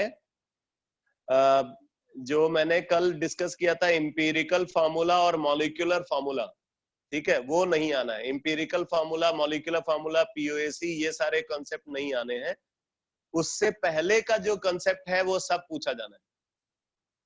उससे पहले का मतलब मैं आपको ये भी बता दूं कि जो मैंने इलेक्ट्रॉन डॉट स्ट्रक्चर का कंसेप्ट आपको बताया हुआ है, इलेक्ट्रॉन डॉट स्ट्रक्चर के बाद ऑक्सीडेशन स्टेट का कंसेप्ट बताया हुआ है, उस पे मैं क्वेश्चन नहीं पूछूंगा। एक आध क्वेश्चन अगर आ जाए तो मैं बोल नहीं सकता, बट ऑलमोस्ट मान करके चलो कि वहां से क्वेश्चन नहीं आना है। उसके बाद जो डेफिनेशन मैंने स्टार्ट किया था मैटर का, कंपाउंड का, एलिमेंट का, मिक्सचर का, वो सारा डेफिनेशन, एसआई यूनिट और significant figure, scientific notation, law of chemical combination and mole concept, वो सब कुछ आना है। बस आप ये समझ लो इंपीरिकल और मॉलिक्यूलर फार्मूला से पहले वाला सारा कंसेप्ट आना है। ठीक है, ओके।